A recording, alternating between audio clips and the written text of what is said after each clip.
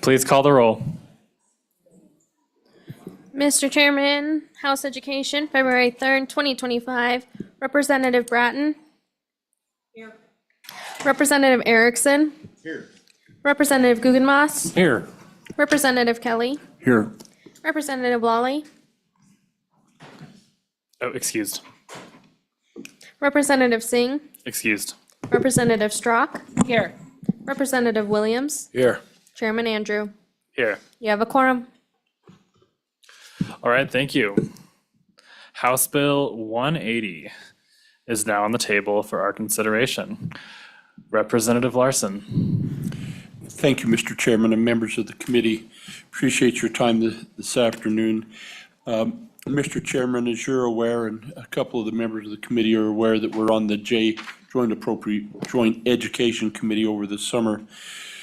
The Mental Health and Vulnerable Adult Task Force, which has been in place for the last couple of years, I guess about 4 years, has brought forth and has taken a lot of time to try to address and say, what is the role of schools in providing mental health services to the students? And in refining that conversation out, I think it's important for us to realize that this isn't in special education or any of those areas that we currently fund. What we found increasingly over the last number of years is that we are having students who manifest behavioral challenges that may not be manifest at home or other places, that have anxiety, suicidal ideation, other things of that nature that that are being manifest in the school. And then as we look to try to resolve it, we looked over the agencies that are involved, because it's not just at the foot of the Department of Education. It involves the Department of Family Services, the Department of Health, Department of Correction. We as legislators who represent the families who are impacted by these young people who may have these behavioral challenges manifest. And so what we were trying to do collectively with representatives from all these agencies and legislative branch is first say, what is the role of the schools in providing mental health services? To adopt that policy so that we don't just go about plowing ground that we don't need to plow. And the policy that the Vulnerable Adult and the Mental Health and Vulnerable Adult Task Force came forth with and presented and feel that is worthy of consideration is that the school should have a responsibility in the day-to-day function to be able to identify if a person is having a mental health or behavioral issue, to be able to stabilize them, and to be able to refer for services if necessary.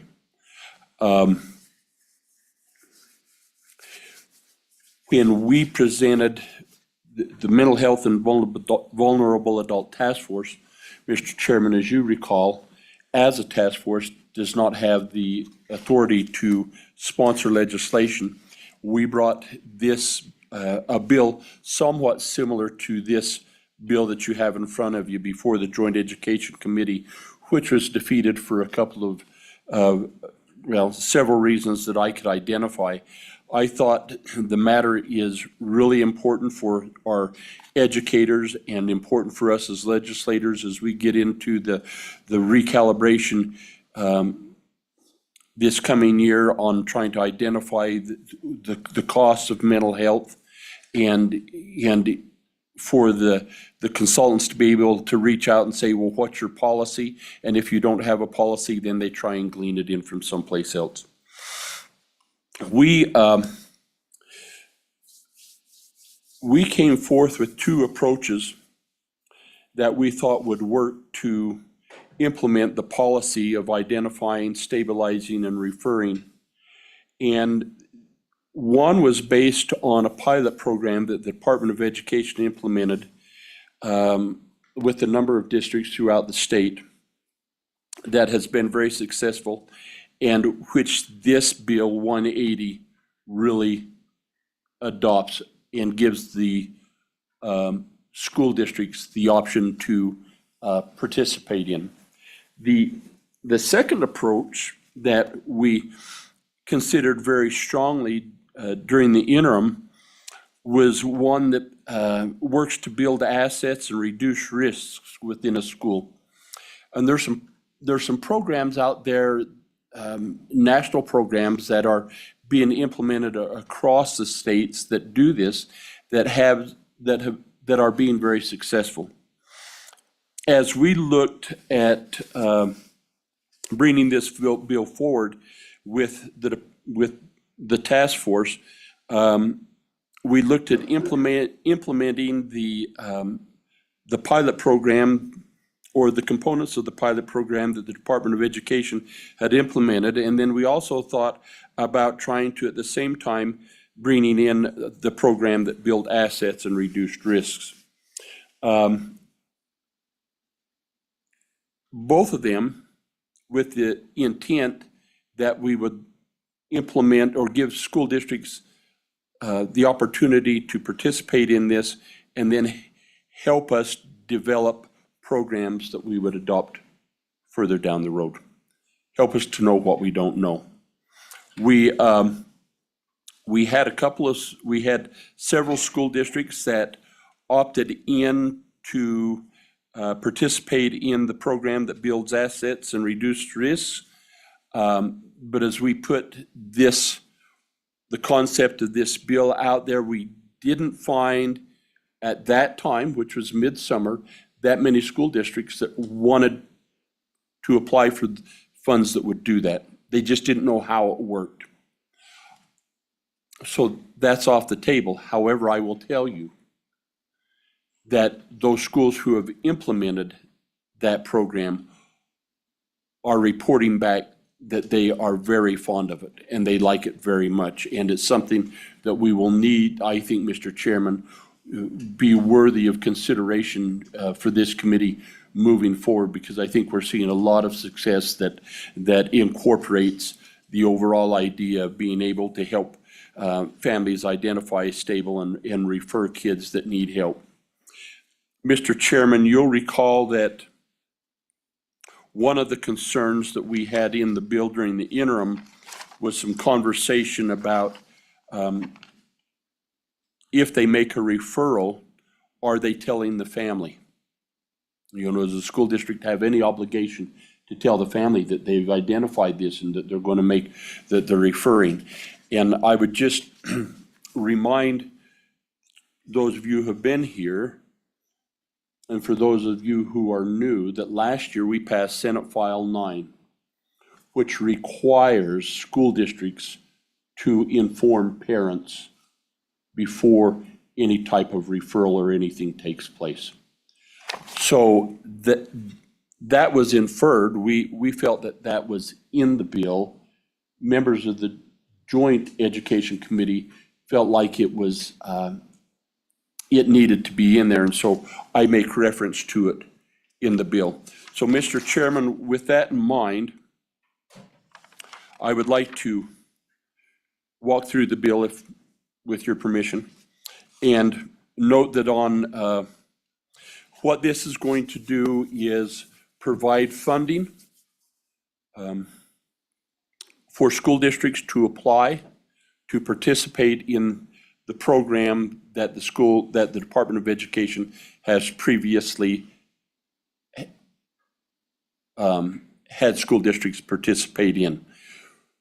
Last year, in the standard budget, we passed, in the Section 300, we put $10 million aside for the Department of Education to allow grants to be available to school districts to apply to implement programs. Boom, boom, boom. We were going to take in the bill you heard this summer, we were going to take that 10 million and make it available to school districts. Because we can't get all of that in this first fiscal year, in this bill, you'll see us taking that. We're going to make half of that 10 million that's available in the second half of the biennium available to provide grants for the schools that would like to apply and to participate in the program. So on page 2, we talk about that public schools for a minimum of 2 years and shall focus on the advancing wellness and resiliency in K-12 students. And then we get to the three areas that we think are policy to screen, the schools needed to be able to screen or otherwise identify a student with mental health challenges, behavioral challenges.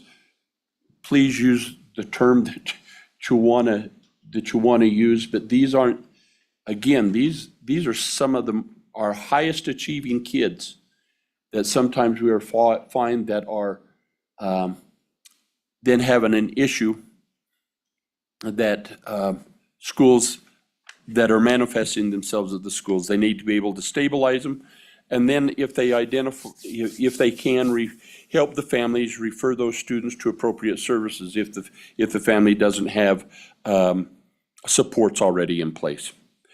And then provide funding to make those available to the school district. In B, each school district would have to report to the department, and the schools shall notify parents. On C, that their child is identified in needing services that they're required under 21-3-135, Senate File 9 from last year, to inform the parents of what they have found and not overstep in the parents' rights and responsibilities. Then on page 3, we have the $5 million, the second half of the 10 million that we appropriated. So this is not new money. This first 5 million is not new money, and it goes it's credited from the SFP in section 3, and it makes a mention here of section 3. Section 3, we go back into last year's budget bill, and we repeal that component of the 10 million, bring the 5 million back in here to be used for this. And to be made available for resource block grants to the districts. Then there's also appropriated, and this is new money, $805,000 from the Public School Foundation Program to implement the mental health. And this, we figured that it was going to cost about 5.8 million a year to implement this. And so the 805 helps provide the grants, helps provide the structure, and we'll let the Department of Health give you a little better understand that there's a community project manager position that the districts shall be able to implement, with also a community support coordinator as they identify the issues with the child and how they make those referrals and how they work with the family to get the services that the student may or may not, that the student may need. Then we allow the Department of Education for 2 full-time positions to implement the program. So, Mr. Chairman, I'm happy to answer any questions on this. You'll note that this is a little smaller than what we've seen during the interim when you heard this, but happy to try and answer any questions that the committee might have. Thank you. Are there any questions? Representative Kelly. Thank you, Mr. Chairman. Page 2, line 1, it says, and I will have a follow-up, advancing wellness and resiliency. Can you define wellness and resiliency for purpose of this bill? Representative Larson. As we talked about it, wellness and resiliency is the ability to adequately participate in the education process in the K-12 model. Follow up? Okay, yes, to follow that up, we're talking millions of dollars here, and when we appropriate money, often it's for something such as literacy or graduation rates, and it's a clearly measurable target. How would we measure wellness and resiliency? How would we know these programs, all these millions of dollars, were even having an effect? Representative Larson. Thank you, Mr. Chairman and Representative Kelly.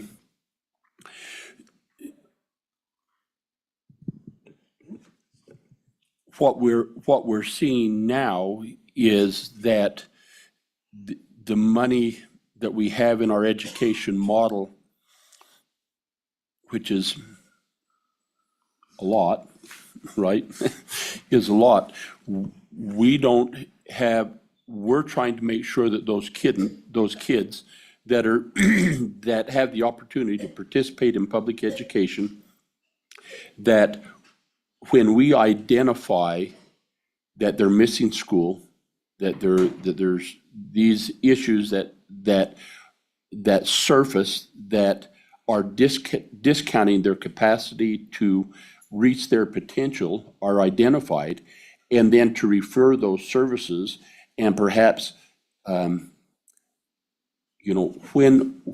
do we have a value. So I think that it might be easy if we look at simplistically and say somebody's identified as they take tests that there's just this abnormal acuity of anxiety that's not exhibited at home, that's not exhibited anyplace else. And if they can get the help to where that anxiety doesn't man itself or is controlled, that there's a value to that. And we can kind of measure that they're not having that trouble when they're taking the tests or that sort of things. But I don't know how we anticipate a measure if there's suicidal ideation, and which we are seeing on a more regular basis than we would like to. And so as we intervene, as we identify these things, do we know that we're stopping them from an attempted suicide? I don't know how we measure that. I don't know there's a metric to really check that box. But being able to identify that there's some challenges and then helping the family get the services identified, we think is worth. This cost is far less than, and I'll give you an example, as one of the first options that we looked at as we looked at other states as well. We need more counselors, and not just the guidance counselors, but more really medically trained counselors in the school system. So we looked at that. That was going to be $125 million into the block grant a year versus 5.8. So as this task force looked at this, that's why we say we need to define the policy on identifying, securing, and referring, so that we don't just raise the red flags and start waving and react with unreasonably just throwing money to in a way that we hope will do that. Further questions? Representative Bratton. Thank you, Mr. Chairman. So Representative, when you talk about this, identifying children with abnormal levels of anxiety, who is expected and responsible for doing that? Representative Larson. Thank you, Madam Chairman. And when if we may, I think that when the department comes up and explains how they've been doing that in the past, because they'll clean up my mess anyway. But that's part of the people that the district, the community project manager, and in helping, working with the teachers and the counselors inside the district to identify and determine that. But if you will bear and have patience, I think they can do a better job in responding to that question. Follow up, further questions? Representative Guggenmoss. Thank you, Mr. Chairman. Mental health has been kind of a hot topic for a while now, and I was under the impression we had systems in place already, programs in place. Is that the case? And if so, how many of these programs are we paying for already currently? Mr. Representative Chair, Larson. thank you, Mr. Chairman and Representative Guggenmoss. The answer is no, we don't. With a caveat, as I explained earlier, we have put some pilot projects out there that have been successful, but in the structure of K-12 funding for this type of mental health, we do not. And you're right, Mr. Chairman, you're right, Representative Guggenmoss, that this has been a hot topic. And so what's the responsible way to respond to help the educators, the school districts, know how we expect them to respond? What's their role? Without it, I think it can get away from us. Follow up, Representative Guggenmoss. Thank you, Mr. Chairman. How many schools do you think this funding would be able to take care of? Representative Larson.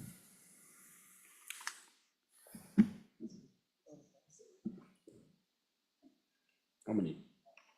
Oh, well, it would be, Mr. Chairman, I think I want to make sure that I understand the question. How many would be able to apply? Would be all of them. How many would we fund? Would be limited by the funds that we have.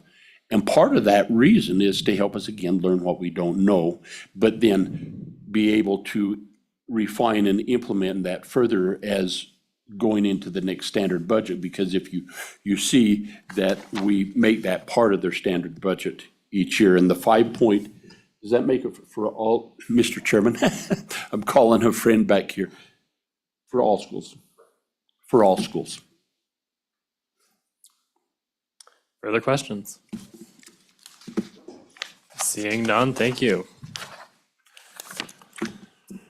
Would the Department of Education like to comment on this bill?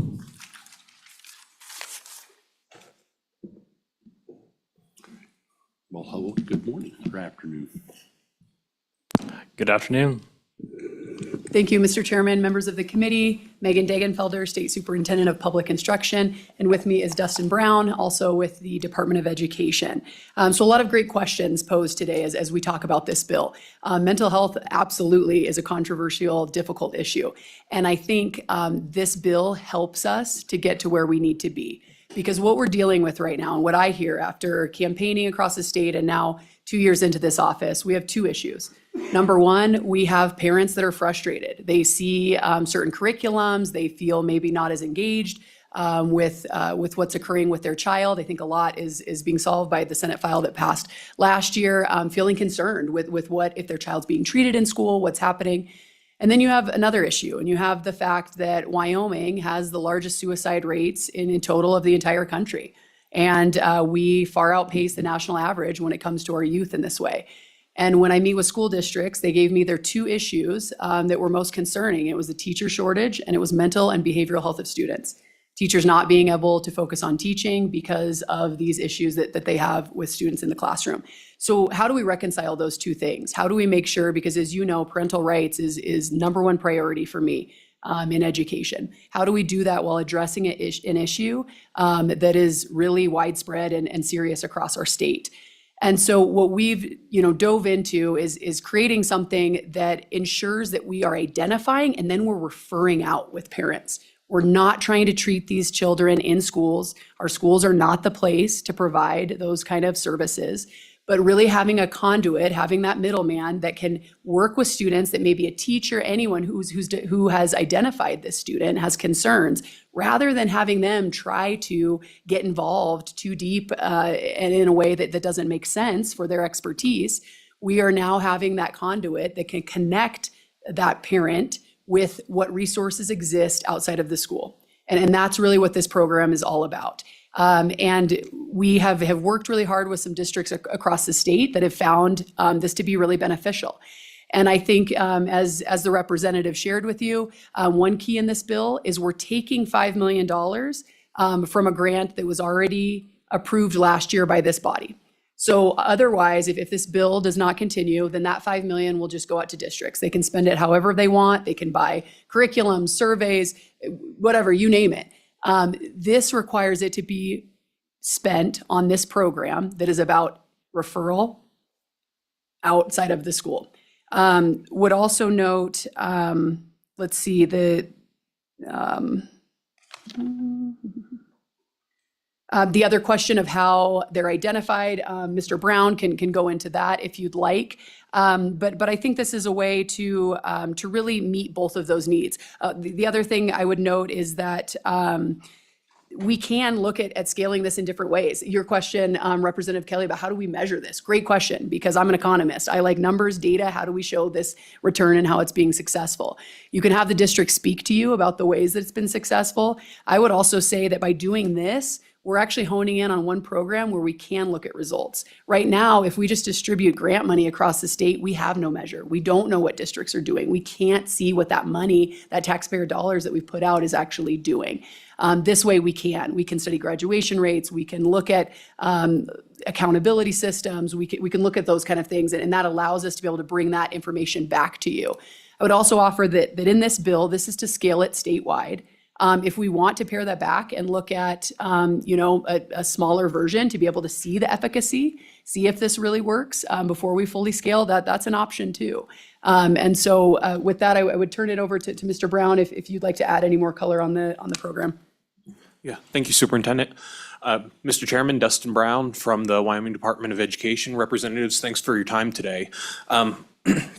To go to a couple questions that were posed earlier, when we're talking about data, Representative Kelly, currently under this program, we are measuring functional data and social connectedness data. So the two big questions that we're asking as we've progressed through this work over the last 5 years is, me as a student, am I functioning better now than whenever I started services?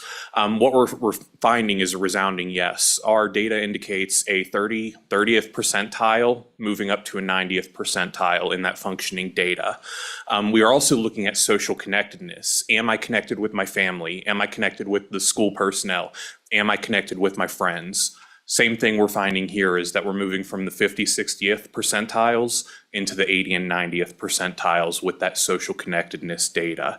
Now on the referring, with the identification, we have the school district is really that recognition and referral part of the handshake between our behavioral health support organizations. So a teacher or a school counselor identifies behavioral changes within the student and then identifies that it's at that point, we're going to work with the family and see if these services are correct for that family unit. If that family consents, then we initiate a referral process and we move into with a partnering organization to kind of make this tangible.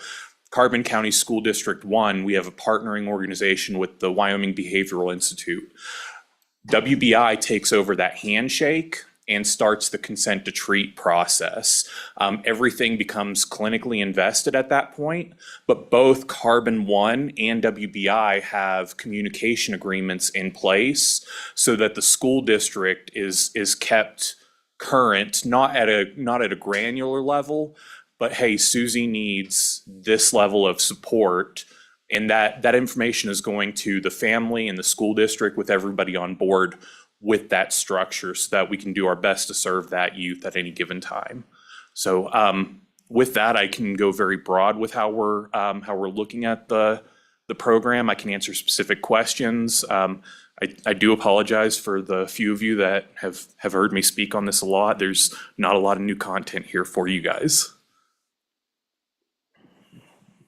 Any questions? Representative Bratton. So is this project, Mr. Chairman, thank you. Is this project aware? Please go ahead. Yes, this is Project Aware. Is that specified anywhere in the bill, Mr. Chairman? I'm not sure. Perhaps the sponsor would like to weigh in. Mr. Chairman, and Representative Bratton, no, the LSO and the other reference I made about both of those programs, we can't name specifically in the bill.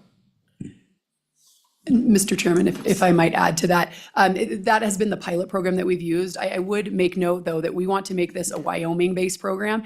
For example, we removed the survey that the federal government and the federal grant, was suggesting being used. We didn't like the content in that survey. We didn't like how that encroached on families and parents, and so that was removed. And so we're trying ways, I think the concept, I believe in this concept. Again, we need to make it Wyoming-based, and so I think thus the lack of referencing exactly that particular program. Representative Larson. As well, Mr. Chairman and Representative Bratton, is if you, when we went through the initial refining process of Project Aware as it was brought out in as participated with the help of the task force members, particularly from the Department of Health and Department of Family Services, they helped us realize that if you implement that now collectively across the state, that there is a lot of the requirements on funding and other components of it that we just didn't need to have anymore, and so it's pared down considerably. Further, Representative Bratton. Thank you, Mr. Chairman. So I have some more questions about the specifics of the program, because I've been hearing big pushback on and concerns about this from parents and from teachers. As far as when you mentioned the functional and connection data that you're collecting, I would like to know how it's being collected, where is the data being stored? I mean, I'm a former teacher. What is the even the security of this? What is their responsibility for this? This is mental health, somewhat undefined mental health information that we are collecting. How much time is this, although I've heard this from the teachers, how much time is this, taking out of their actual teaching time to do this? And just the security of this, is it on their permanent record? I mean, I know when a lot of that stuff is within the school. So if you could discuss some of those things, I'd appreciate that. Thank you. Mr. Chairman, Representative, and I will soon pass it to Mr. Brown to talk about that. I would note, though, that a lot of that was within the federal grant. A lot of that, I think, I would like to change in ways with our state program here. And I think we can look at however we want to collect data in that way. To me, I think we can look at accountability data, as I said, graduation data, performance on our state assessment, those type of metrics as well, we've talked about a lot.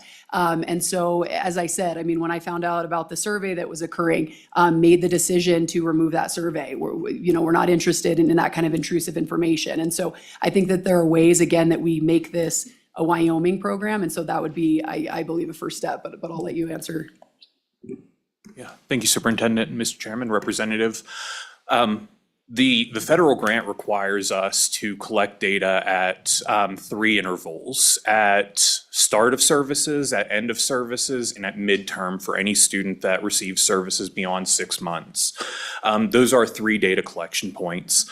The data collection itself is coordinated by our mental health aides, who are funded by the federal grants. So this is an employee of our behavioral health organization that collects this data. That data is then entered into an evaluation management system from our evaluation partner. Now, in saying that, this data is completely de-identified. There are no WISER IDs associated with this data. There are no names. There are no addresses. There's nothing. If any member of anywhere were to ask me, is Johnny in services with these grants, I couldn't say yes or no. We just don't have that level of knowledge on this. That data is then taken into an aggregate form for us to look at that functional data and that social connectedness data as part of that construct. The data has gone through the, because it's a federal data set, it has gone through the IRB process with our federal partners, and that's kind of the basis of it. We've seen some changes as our superintendent was addressing with that functional data. There's thought processes and theories behind how to make that kind of more refined, while still giving us veracity to that data there so that we can make good determinations, especially when we're looking at graduation rates, behavioral incidents within the school setting, all those kind of places that our mind wants to take us with educational outcomes. Does that, did I leave anything out there? Representative Braden? Mr. Chairman, you didn't, and I understand the metadata. I'm a scientist, so I've read a lot of studies and very familiar with all that. But I'm more interested in the specifics with these kids because I've been in the schools and I know how our wonderful teachers do these small learning communities and how they work with them on the 3 levels in math and with reading and, get together and discuss how we're going to move these kids along. But I also know at the elementary level, they've got like happy, sad, mad. They're collecting data on these children, kindergartners, first graders, and then going in the classroom and say, let's talk about anxiety. Kids are coming home and saying, Mom, we talked about anxiety. What is anxiety? Or, you see parents that we have a mad face that comes home with our kid. And this is the kind of data that they're being required to collect that where they're going, what are the processes with that I just have huge questions about the appropriateness of that and the time out of the classroom that it takes. And anyway, I have a lot more questions, but actually I'd like to hear probably more people testify, hogging all the time. Mr. Chairman, Well, Representative, if I could just respond to that, I think that is why we are anxious to see this bill move forward because that is. I agree with you. I think that the federal requirements require that, and I would like to see us move away from the federal grant and look to supporting our own system here in Wyoming, where we can create what those metrics are and that are more data-based around the behavioral incidents that are reported in school and our accountability system. Representative Kelly? Thank you, Mr. Chairman. I had 2 questions of clarification just to make sure I understood things correctly. I believe it was said that if this bill were not to pass, that money's already been appropriated, it would go to the schools, and they could use it for whatever they wish. That means if they needed it for mental health care or screening, they could still use it for that. Is that correct? Mr. Chairman, Representative, the grant is for mental health grant. It's pretty wide open of what they can use that for, but for mental health. Representative Kelly? Thank you. And thank you, Mr. Chairman. The other question is, the way I'm reading this is that the school will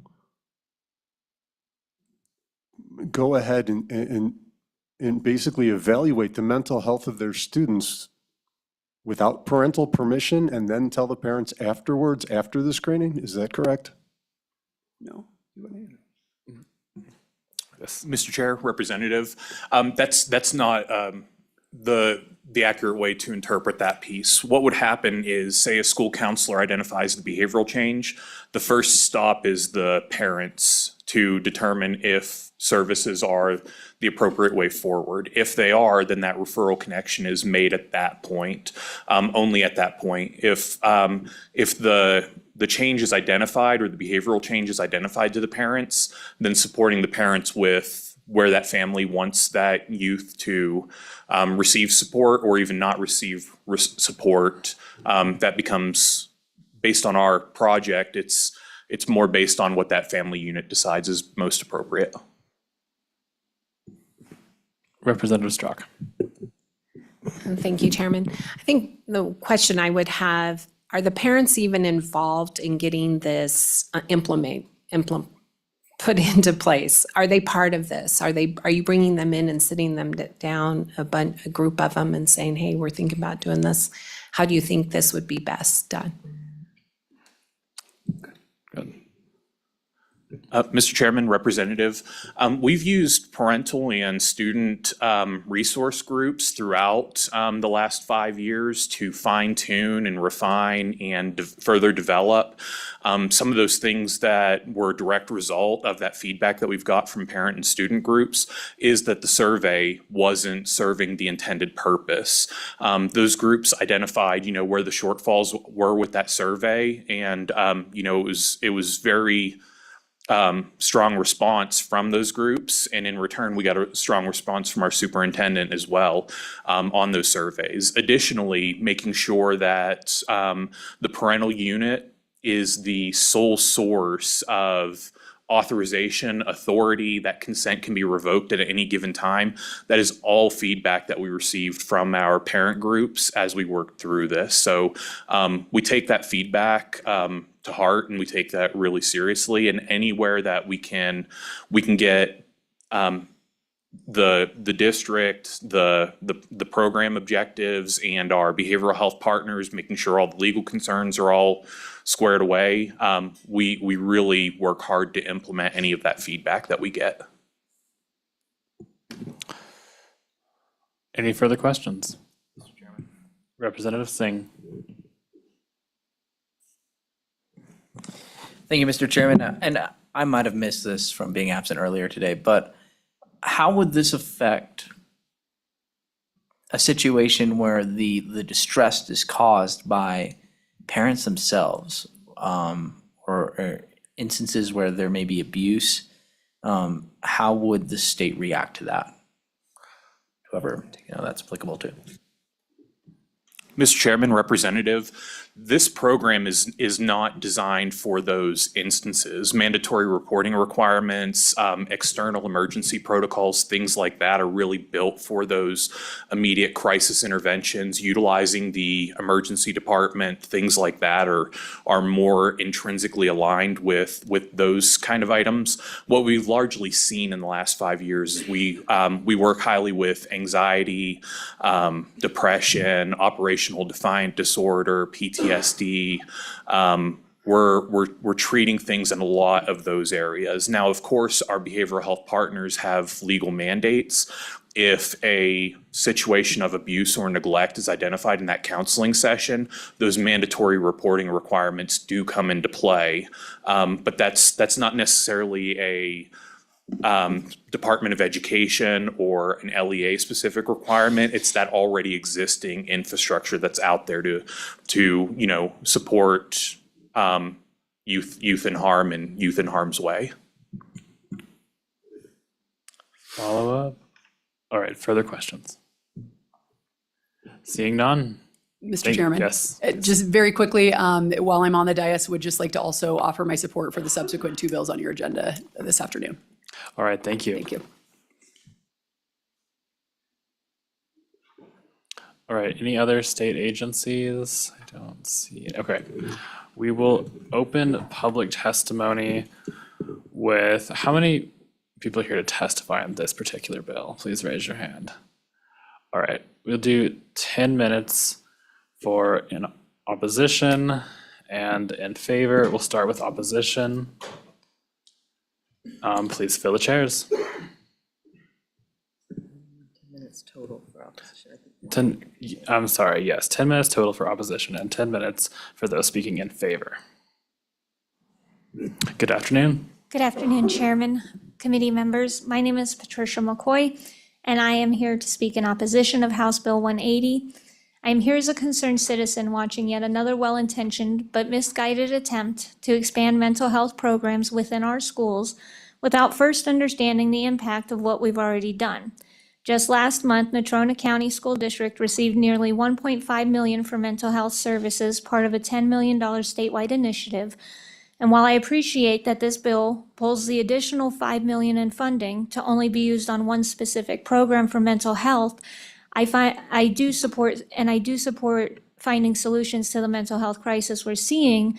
We should be asking ourselves if this program's right for Wyoming and if there are federal strings that come with it.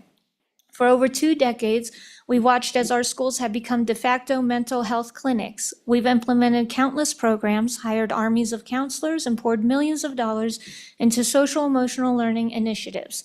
And what do we have to show for it? Our children are reporting higher rates of anxiety, higher rates of depression, and emotional distress than ever before. Let me be clear, this is not a funding problem. This is a fundamental misunderstanding of roles and responsibilities. Our school's primary mission is education, reading, writing, mathematics, science, and history. Instead, we've created an environment where children are constantly prompted to examine their emotional state, to find problems where none exist, and to view normal life challenges through the lens of mental health crisis. Where are the reports showing the effectiveness of our existing programs? Where's the data demonstrating that social emotional learning actually improves student well-being? We don't have them. Yet here we are, prepared to throw more money at unproven approaches while families and parents, the true foundation of a child's well-being, are increasingly sidelined. As author Abigail Schreier powerfully documents in her book, Bad Therapy, the over-medicalization of normal childhood experiences and the constant focus on mental health in schools may actually be making things worse. We are teaching our children to view themselves as fragile, permanently damaged, and in need of constant therapeutic intervention. The irony of this is painful. In our desperate attempt to help, we may actually be creating the very problems we're trying to solve. And now this bill proposes to double down on this failed approach. Let me ask you, when a child is struggling, shouldn't our first response be to strengthen and support their family unit? Instead of creating more school-based programs, why aren't we directing these resources towards empowering parents with the tools and the support they need to help their own children? Before we pass yet another bill, before we spend another dollar, I implore this committee to demand accountability for the programs that we already have in place. Let's see the data. Let's understand what's working and what isn't. Let's examine why, despite having some of the highest levels of school-based mental health support in history, our children continue to struggle. The path forward isn't through more programs or more money. It's through returning to fundamental principles, strong families, clear educational priorities, and the understanding that not every childhood challenge requires therapeutic intervention. Let's pause, assess what we are already doing, and refocus our efforts on supporting families rather than turning our schools into mental health clinics. I urge you to vote no on House Bill 180. Thank you. Are there any questions? Seeing none, is there anyone else speaking in opposition? All right. Is anyone speaking in opposition, please? There are 3 chairs. Please come take one. All right. Good afternoon. And representatives. I am Laura McKee, and I'm speaking for Moms for Liberty. We have concerns about this. I'm in opposition of this bill. It creates new bureaucratic positions and infrastructure. It leads to further expansion of government involvement in personal health care decisions. Parental rights concerns. While the bill requires parental notification, it could still undermine parental authority in mental health decisions. Risk of school becoming too involved in personal family matters, and it could lead to screening or interventions without full parental consent or involvement. There's fiscal issues. The initial appropriations, $5,805,000, with the intent to double in the next budget. It creates new permanent government positions requiring ongoing funding. It adds administrative overhead with new coordinator and manager positions. Future cost expansions likely as the program grows. The missions creep in education. Schools should focus on core educational mission rather than expanding into healthcare services. Risk of diverting resources and attention from academic instruction could become gateway to more non-academic programs in schools. There's privacy concerns, mental health screening, data collection raises privacy issues, risk of creating permanent records. that could follow and limit students, potential for data breaches or misuse, sensitive information, local control issues, state-level program, overrides local community control and programs and development. It's a one-size-fits-all approach, not suitable. It could restrict school board decision-making authority and unfunded future mandates. While currently optional, it could become mandatory for districts. Future expansion could force participation, risk of creating dependency on state funding for mental health services. Alternative solutions are ignored. Doesn't address the root cause of mental health issues. Thank you for the opportunity to speak, and I would take questions now. Are there any questions? Thank you. Seeing none, thank you. All right, I don't see any more testimony in opposition. I don't think there's any online, and, sorry. Mr. Chairman, the only one online is the one that I mentioned to you earlier. Okay, let's take that one then. Okay. Thank you. Alrighty. She's joining the room now, so you just give her 1 sec.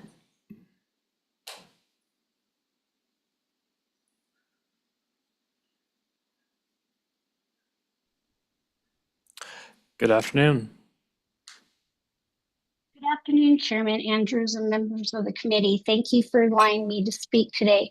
My name is Dawn Marquardt, and I'm a parent from LaBarge whose child attends school in Sublette County School District Number 9. I'm here to oppose HB 180 because it represents government overreach into family life, weakens local control, and diverts critical education funds away from the classroom and real students. Schools are taking over parental authority in health decisions. HB 180 is not just about mental health. It's about who has authority over children, parents or the government. Schools are increasingly inserting themselves into both mental and physical health decisions, often at the expense of parental rights. Right now, many schools already tell parents, send your child to school even if they're sick, and the school nurse will decide whether they need to see a doctor or can go home. We assess your child's mental health and will inform you afterwards.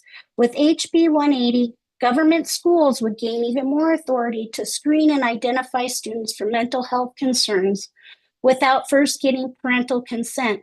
This is unacceptable. A child's health, mental or physical, should be decided by parents, not by government employees.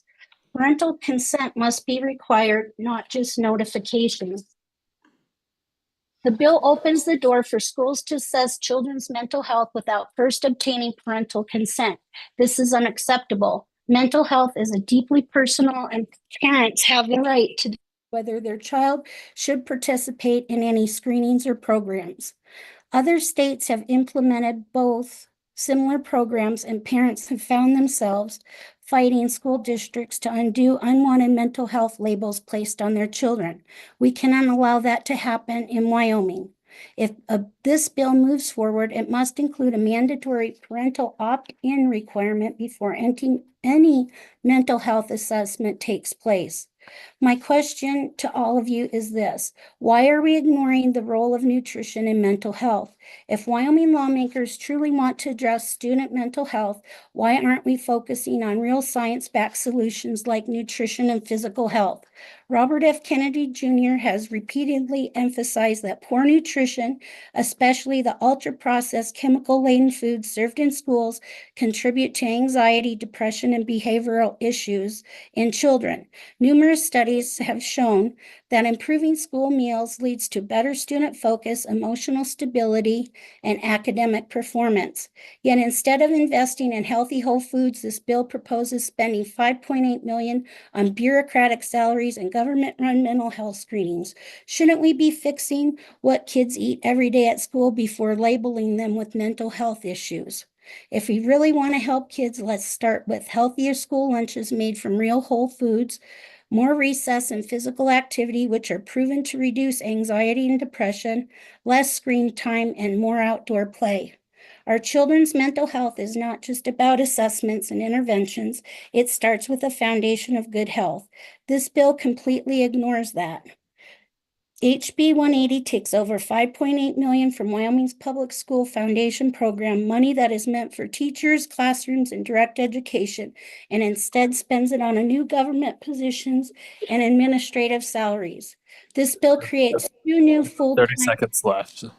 state bureaucrats at the Wyoming Department of Education. Okay, so in conclusion, Wyoming's children belong to the families, not the government. Parents should be leading the charge in assessing mental health concerns, not being pushed aside in favor of a state-run program. Let's focus on real solutions that empower parents and communities, not state overreach. Thank you for your time, and I urge you to correct parental rights, local control, and education funding by rejecting HB 180. I welcome any questions. All right, thank you. We'll now take testimony in support of the bill. Please fill the chairs.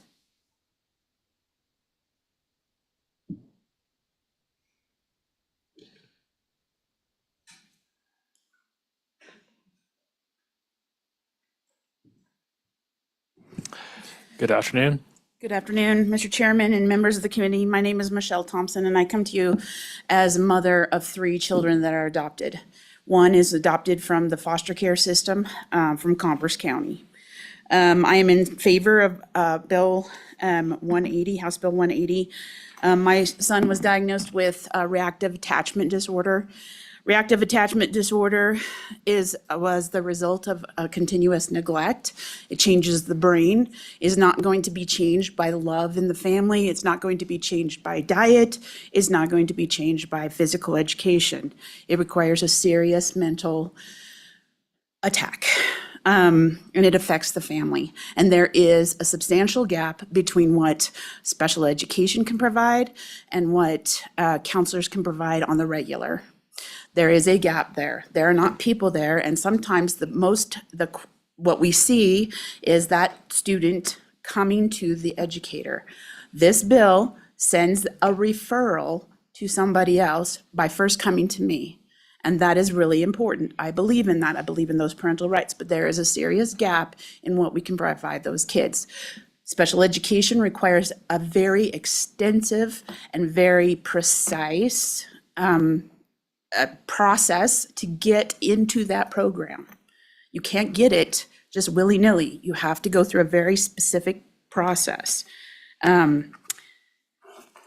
So in conclusion, I just really feel that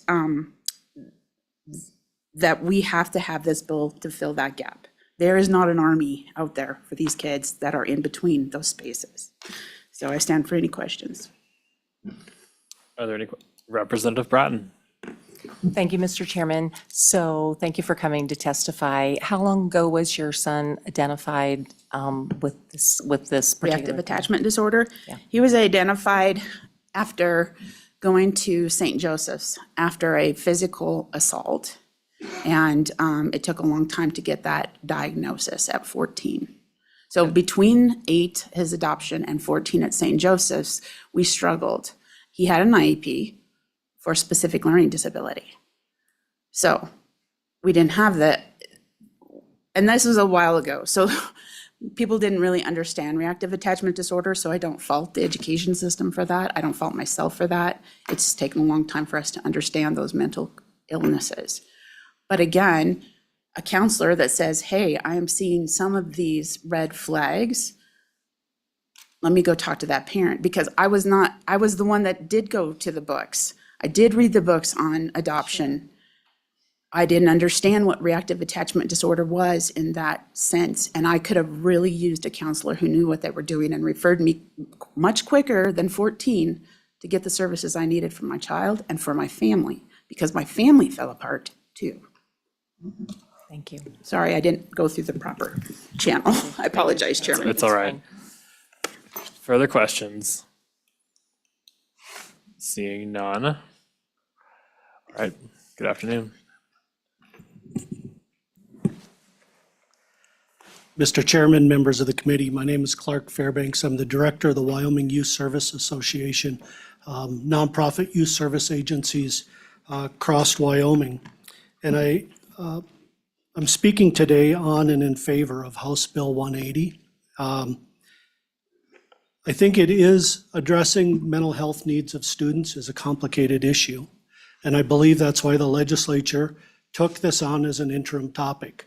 Had the opportunity to listen to many of the components that are in this bill, and it's part of why I'm here to support this bill. It expands grant opportunities for local districts, which really speaks to local districts' control and decision-making on whether they want to implement this. For myself in my career, I worked in a school district that did have this grant process and was a director of a program that was one of several options that could be referred to.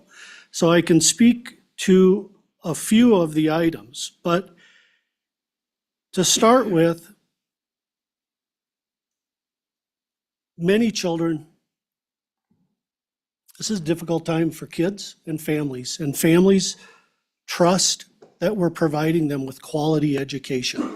Sometimes trauma, grief and loss, and emerging mental health needs impact children. And this allows for the school district to identify a child who's seeing changes in their behavior and then contact the parent. So as a provider, I could not see a child without the parents approaching us and asking for our services. I just want to clarify that from a provider standpoint. Could not see those kids without the parents. And so what I often saw and heard from parents is we didn't know where to go or who to turn to.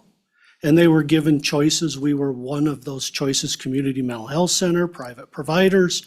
But it allows parents to be in control. And the intent is to really address those issues early on with the least amount of intervention so kids can be successful. I believe this is a good program. But again, it comes back to parent choice and local choice in implementing or not implementing that service. And I would stand for any questions that you might have of me. Thank you. Are there any questions? No. Representative Braden. Thank you, Mr. Chairman. So is there any reason that when I was a teacher, and our teachers care deeply about these kids, they know these kids, they see them every day, and there's an issue, with a kid, and you would go to your administrator, go to your principal, and this kid needs some help, and we had a list of people then that we would refer the parents to. My struggle is this is $11 million to do exactly that, which is happening, in the schools. Is there a reason that we have to spend all this, additional money to do what seems like they would just be doing those kind of referrals? Help me understand that. That's good. Mr. Chairman, Representative Braden, from my experience, what the grant does is help the district teachers, paraprofessionals, identify what types of things might be an indication that a child is struggling. So it improves their assessment ability. Then it also improves the notification of parents and improves the district in knowing and actually having agreements in providers that can meet those needs for parents. That's my experience. So the grant really provides some of that systemic support and training around helping districts improve that. I hope that answers your question. Representative Kelly. Thank you, Mr. Chairman. So just to follow up on what we just heard. So as a former teacher myself, I understand what the other good representative was saying about we had a kid who was a behavior problem. Obviously, there were contacts to the parents and there was things we could look to see what we were doing. But we're talking about now training staff on how to identify students who maybe fly under the radar because they're dealing with severe anxiety. They're not acting up in school. Is that correct? Please go ahead. Mr. Chairman, I believe student behavior is often communication. So it could be changes in that behavior, shutting down, becoming defiant, might be indications. It's my experience that improving the ability to identify those early indicators and provide resources to parents improves and strengthens the family in making decisions about their child and their child's mental well-being.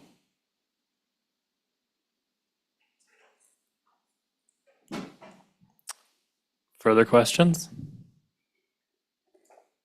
Thank you Seeing for your none, time. thank you. Good afternoon. Mr. Chairman, members of the committee, Lindsay Simoneau with the Wyoming Behavioral Health Alliance. We had the opportunity to attend both education in the interim as well as the Mental Health and Vulnerable Adults Task Force on this bill. I would just want to highlight and magnify some of the testimony that we've already seen today. As far as the concern that the good representative mentioned about training, we do not believe that that is necessarily in this bill. We do believe that our teachers and our school counselors are already trained from their programs to be able to identify what we would call just concerning behavior. One of these concerning behaviors that is evident to something that may be bigger for the student is falling asleep in class. And I will go more into that example as we talk about what a possible assessment can look like in a classroom level.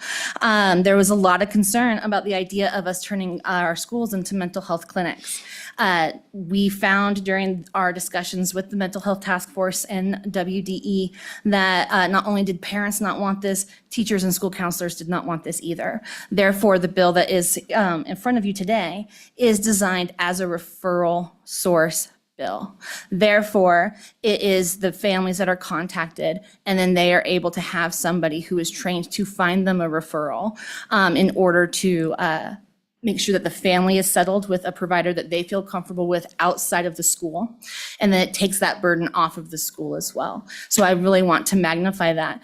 School counselors are school counselors for a reason. We, licensed professional counselors and school counselors, we do have a bit of overlap in our training. 30 seconds left, sorry. Thank you. But at the end of the day, they are in their own camp. Finally, as far as this assessment goes for the kiddo who was falling asleep in school, it was the nurse asking why they weren't able to sleep at home. That was the full assessment, and then the kid was able to be referred outside of the school for services. And for that, I stand for question. Any questions? All right, thank you. Public testimony is now closed. Committee, what is your pleasure? Move the bill. Moved by Representative Erickson, seconded by Representative Lawley. Is there any amendments that we're proposing to this bill? Seeing none, any discussion? Representative Lawley. Thank you, Mr. Chairman. I think you and I are the only two that went through the interim where we looked at this extensively. We heard from parents, we heard from those in schools that were piloting some of these programs, and we heard a lot about the facts, the details about where we are in the mental health issue with children in Wyoming. It's a dim outlook, and to me, to do nothing is not an option. One of the things about this bill is that it really is designed around what we were already doing in parental rights. In other words, that these assessments, we use this term assessment, but what we're really talking about is, as Representative Bratton mentioned, really teachers, counselors noticing something and saying something, and beginning to say what's going on here. And I think we may be giving that term a little bit more formality than I think the bill contemplates, and certainly the testimony we heard in the interim. And the parents are involved in every, like they have an option to say, initial assessment, here's a red flag. Okay, that's great. Thanks for telling me. We're not interested in doing anything. It stops there. There's no compelling anything from that point on. And so For me, I feel like we do need to do something. I did actually vote against this bill in the final interim vote for one reason only, that others on the committee would not agree to put in a specific reference to the parental rights statute. That is now in this bill. And so I feel like we need to act. I feel like we have done what we need to do, and our parental rights statutes are strong in this area. And we need to give districts the opportunity to try some of these programs and see if it makes a difference. And that's what the grant program is basically about. And again, to me, to do nothing ignores the face of a lot of very troubling statistics in Wyoming. And the districts don't otherwise have the money to do these things, to try and decide for their district what they might want to do. So again, I'm on and for the bill. Thank you. Further Representative Braden. Thank you, Mr. Chairman. I'm going to be voting against the bill because I think there is just so much that's unspecified in this bill. It's a build it as we're flying type thing. I did listen to the testimony of the interim committee, and so I feel like I have a fair understanding of once this went back a couple years to go into the task force and saw what generated some of this. But I'm not comfortable spending. It is a lot of money, and it's not just the money, but it is just a lot of unspecified where it's going. So I'm going to be a no on this bill. Thank you. Further discussion. Representative Kelly. Thank you, Mr. Chairman. This is always a heartbreaking issue for me. As a former school teacher, as somebody who worked with kids who struggled with these issues, as poor sweet kid in my community took her own life last year. She was a martial artist, she was a student of mine in martial arts. So I feel the weight of this issue. And I don't feel like saying no to this bill as it is deciding to do nothing. What I'm seeing here is that we say to screen or otherwise identify. I'm being assured that this is nothing really. It's nothing more than just, well, somebody notices something, so they say something. Well, there's nothing in law that prohibits teachers from doing that now. And when we talk about the funds, the superintendent informed us that the money's already there for mental health, so districts can use it as they wish. So I don't understand what the prescriptions are here that are necessary if we already have the funds for mental health and we're already doing some of these things. So there's just too much vagueness, so I can't support it. Further discussion? Seeing none, please call the roll. Mr. Chairman, on House Bill 180 K-12 Mental Health Program 3 do pass. Representative Bratton? No. Representative Erickson? Aye. Representative Guggenmoss? No. Representative Kelly? No. Representative Lawley? Aye. Representative Singh? No. Representative Strock? No. Representative Williams? Aye. Chairman Andrew? No. 3 aye, 6 no. The bill has not passed. We have never killed a bill yet, so the bill has not passed the committee. Thank you. House Bill. What's our next one? 134 is now on the table for our consideration. Representative Guggenmoss.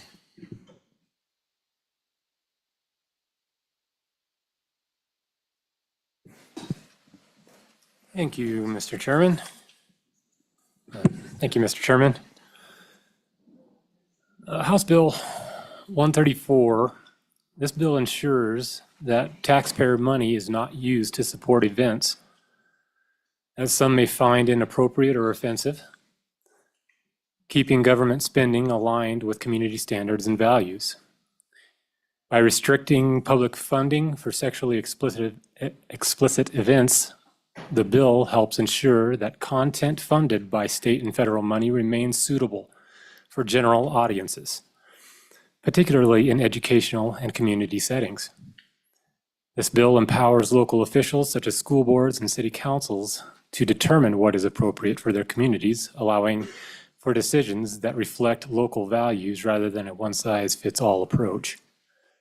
And by requiring repayment if funds are used improperly, the bill creates accountability and discourages public institutions from financially supporting events that may be considered inappropriate by the majority of the taxpayers. And with that, I'll walk you through the bill. Page 1, lines 1 through 7 describes the bill. And section 1 creates a new statute. If you go to page 2, subsection A defines sexually explicit event. And subsection B explains what is prohibited. And then go to page 3, subsection C, lines 1 through page 4, line 6, details what governing bodies will be responsible in determining what specific events are sexually explicit or not based on the venue. And page 4, lines 8 through 22 outlines the process in determining whether an event is sexually explicit under subsection C. And there is an appeal process specified on lines 19 through 22 of page 4. Page 5, subsection E details the refund process if taxpayer money was used for an event deemed sexually explicit. And section 2 provides for an effective date of July 1st of 2025. And just one of the reasons for bringing this bill is I was made aware that in the last 5 years, about $1.3 million in grant funds was given to a Wyoming group that actually put on events of drag queens and so on and so forth, and there was a pretty big uproar. So that's why I wanted to bring this bill. With that, I stand for any, there is an amendment. Can I grab one?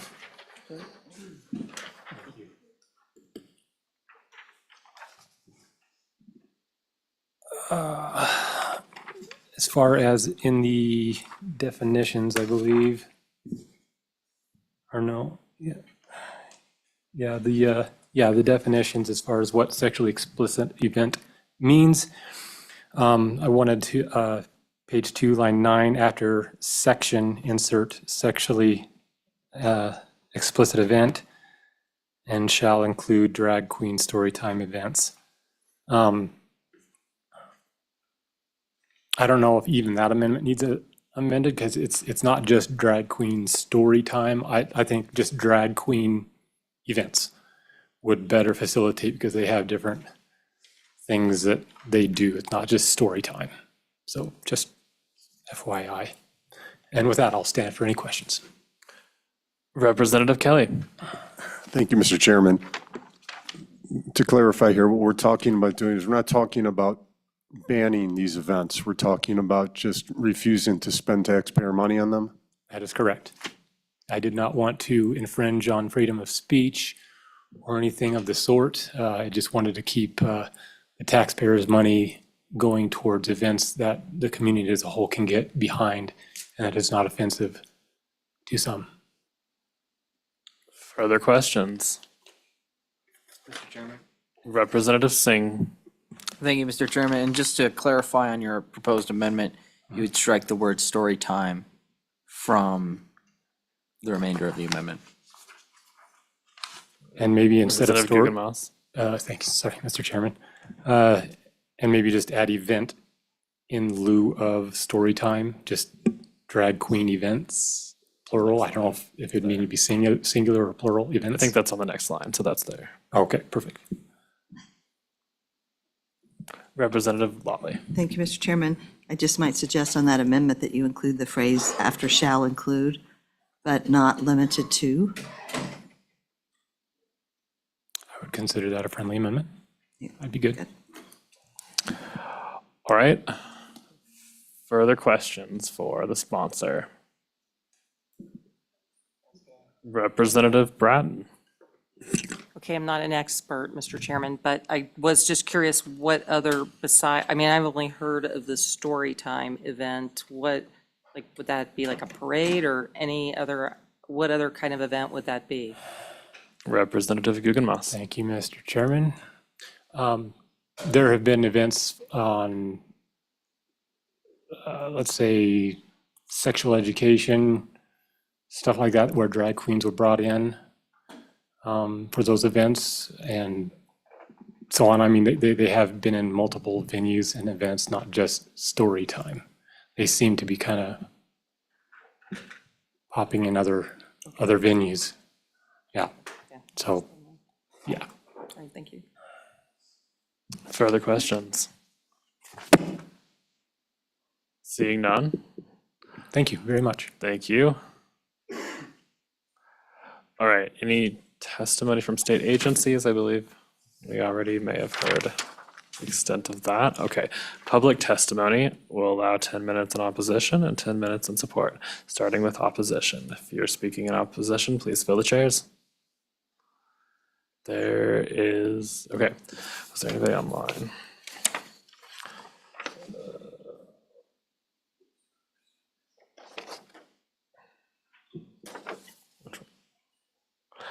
Doesn't Mr. look Chairman, like, the oh, one registered line to speak on this bill is not logged in. all right, if you're speaking in support of this bill, please come forward. And please bring on the one online as well.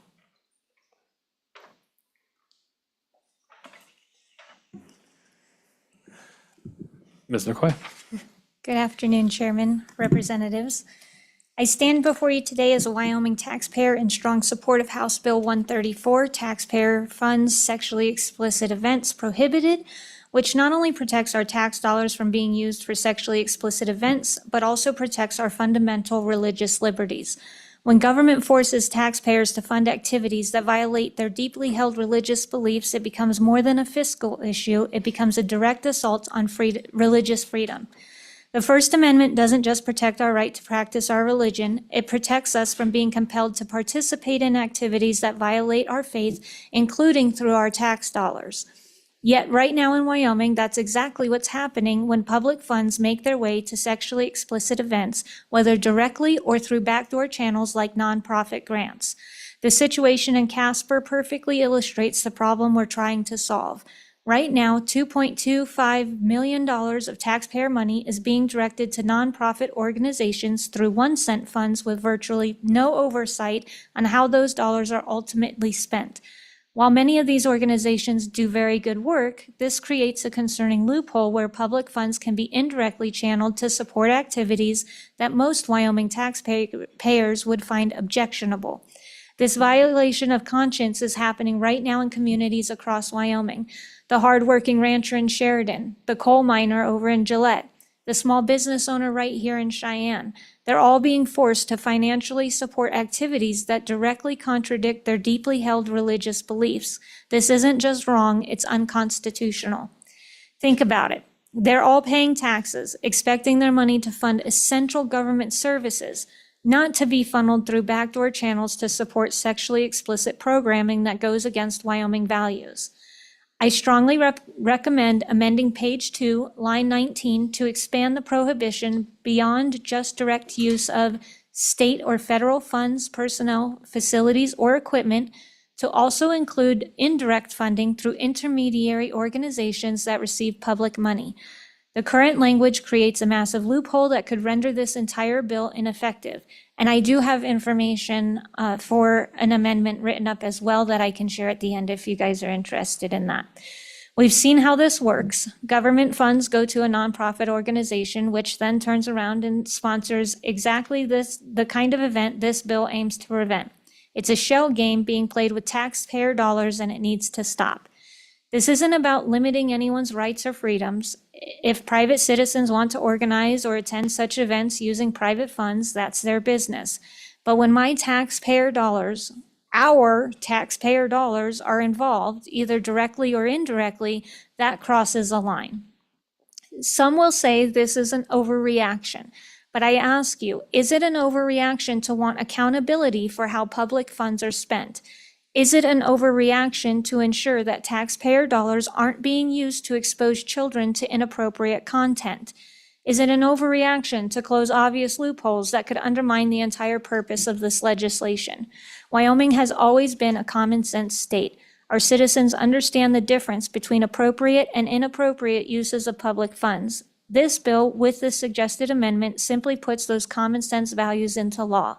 I urge you to vote yes on House Bill 134 and to consider the amendment I've proposed. Let's ensure that public funds, whether spent directly or indirectly, are used for legitimate public purposes that align with Wyoming values. I thank you for your time, and I'll stand for questions. Thank you. Any questions? Seeing none. Looks like we have a few online. Could we talk to Ms. Pavey? I got the name Mr. right. Chairman, the only one you have online for the bill at the moment is former Representative Sarah Penn. All right, let's speak to Representative Penn. Good afternoon.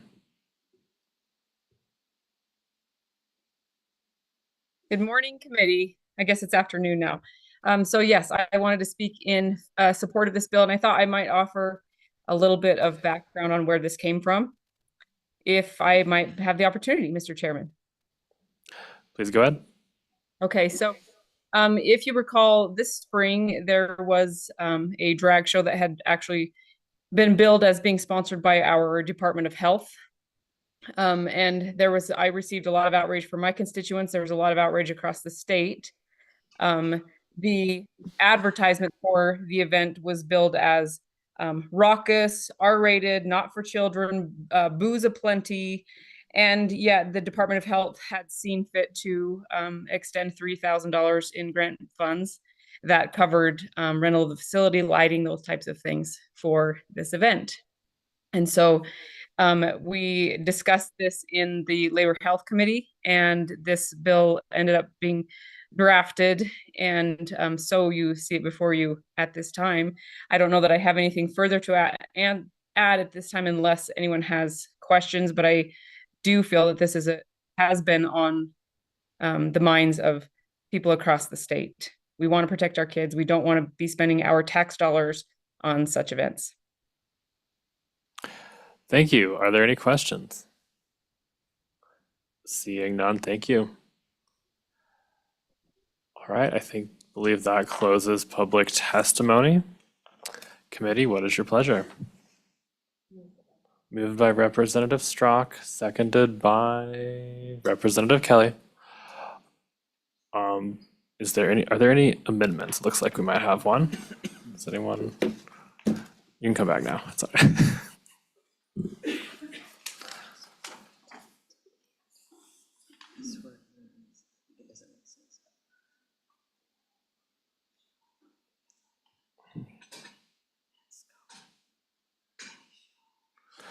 Representative Guggenmoss. Thank you, Mr. Chairman. On proposed Amendment 1, if we could amend the amendment and basically cross out the. I think you would need to move the amendment. Move this amendment? Second, and then we can make amendments. So I just move amendment, the Representative standing committee. Guggenmoss, Move. seconded by Okay. Representative Lawley. Thank you. Discussion on the amendment. Thank you, Mr. Chairman. So I'd like to cross out the story time. And that's basically it. Second. All right, further discusussion. Representative Lawley. Thank you, Mr. Chairman. I think for readability, we would need to also eliminate the word means there after sexually explicit event. Otherwise, it doesn't quite read right. So shall include, but not limited to, drag queen events, comma, any show, exhibit, take out that word means. Might consider that. Readability. Mr. Chairman, if I might, as the amendment is currently drafted, it is an additional sentence at the end of line 9.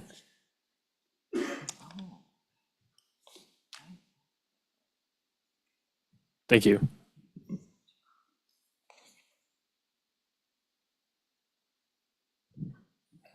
Yeah.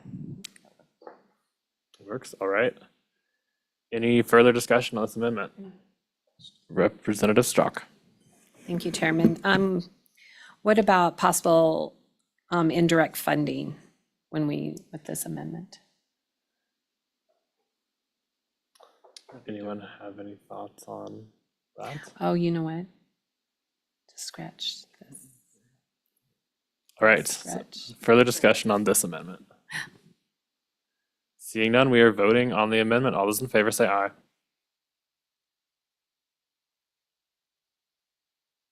Amendment is adopted. Further amendments?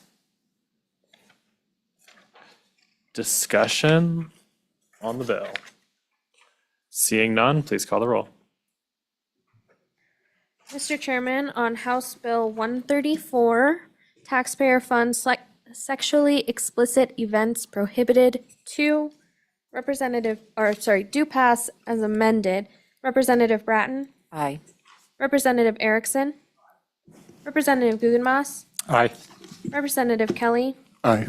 Representative Lawley? Aye. Representative Singh? Aye. Representative Strzok? Aye. Representative Williams? Aye. Chairman Andrew? Aye. 9 ayes. The bill has passed the committee. House Bill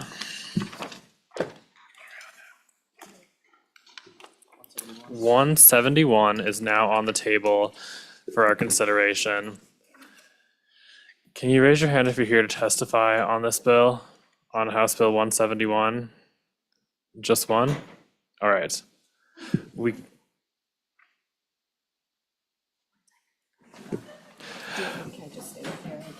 Yes, please. All right. Representative Strzok. All right, thank you, Chairman. My name is Tommy Strzok, and I bring you House Bill 171, Sexual Exploitation of Children Amendments.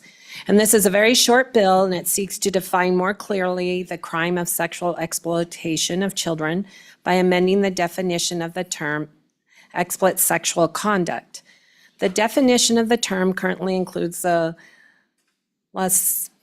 lascivious expedition of a genitals and public area of any individual. My bill would amend this by including the chest or breasts of a female. And this was brought to me by members of my community. An individual, he possessed many, many graphic images of young children and was able to have his sentence reduced because a number of the photos depicted the bare chest of young girls. And because of the law did not contain the proposed language, these many photos which did exploit children did not count against him. To be clear, this definition would not criminalize breastfeeding photos or bath time photos of babies shared by loved ones. The term lascivious, thank you, means sexually suggested or lewd, and I think we know how to interpret that term as it applies to the conversation we are having. And with that, I would stand for any questions. Are there any questions? Representative Kelly. It's thank you, Mr. Chairman, kind of an uncomfortable question, but it has to be asked. It says breasts of a female person, so this would exclude males with implants who identify as women? Representative Strzok.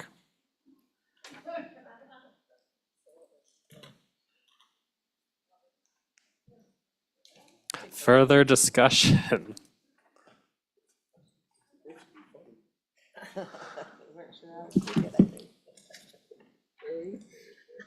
I just don't think we have an answer for you, but I'm not sure I have an answer. I don't know. further discussion. Seeing none, do we have any comments from state agencies? Do we have, let's see, any public testimony we can take 5 minutes in opposition, 5 minutes in support. If you're speaking in opposition, please come forward. Do we have any? I don't think we have any online on this one. No, if you're speaking in support, please come forward.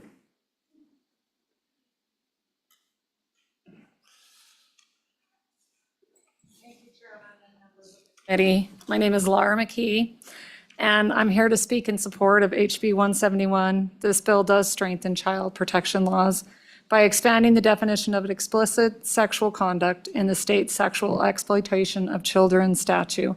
The bill specifically adds the chest or breasts of a female person to the existing definition, closing a potential loophole in current law. This amendment reflects conservative values of protecting children from exploitation and maintaining strong criminal justice measures against child abuse. It provides enhanced child protections by expanding legal protection for minors by broadening the definition of exploitive content, closes potential loopholes that predators might use to avoid prosecution and provide law enforcement with clear authority to prosecute offenders. This bill provides clear legal standards and law enforcement support as it creates ambiguous legal definitions that assist law enforcement, reduce potential for technical legal challenges by explicitly stating what constitutes exploitation, and it maintains appropriate penalties for serious crimes against children. I cannot think of anything as important as protecting our most precious gift, our children. Thank you for your time, and I stand for questions. Are there any questions? Seeing none, thank you. Thanks. There's no further public testimony. Public testimony is closed. Committee, what is your pleasure? Moved by Representative Bratton, seconded by Representative Guggenmoss. Are there any amendments to the bill? Any discussion on the bill? Mr. Chairman. Representative Singh. Thank you, Mr. Chairman. So I do have a question as to whether or not this would include folks, I'm trying to phrase this correctly. So if there's like material displaying like a native tribe or something to that effect where they don't have the same cultural views concerning breasts, would this suddenly criminalize folks from being able to hold their beliefs?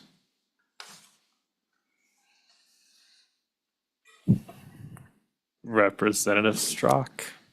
Thank you, Chairman, and I would say no. There's words in there why we were doing it. This is, I guess my biggest thing is, and I was going to say, why can we're listing all the other body parts, but we're not listing that. So little girls are being exploited and nothing's being done against them. So that is the main thing here. So why is that an okay thing? We list all the other body parts. Why are we not listing that? And people are they're not being sentenced because that's that one loophole. So that's what we're asking. So thank you. Representative Lawley. Thank you, Mr. Chairman. Representative Singh, I'm trying to imagine a place where what you described as some kind of a deeply held religious belief would fit in the context of lascivious activity. That's what puts us in a place that's different than just it's okay in our world to go topless sort of thing. I mean, this is, so I don't see that as a problem. Further discussion? Seeing none, please call the roll. Mr. Chairman, on House Bill 171, Sexual Exploitation of Children Amendments do pass. Representative Bratton. Aye. Representative Erickson. Representative Guggenmoss. Aye. Representative Kelly. Aye. Representative Lawley. Aye. Representative Singh. Aye. Representative Strzok. Aye. Representative Williams. Aye. Chairman Andrew. Aye. 9 ayes. The bill has passed the committee. We are now adjourned.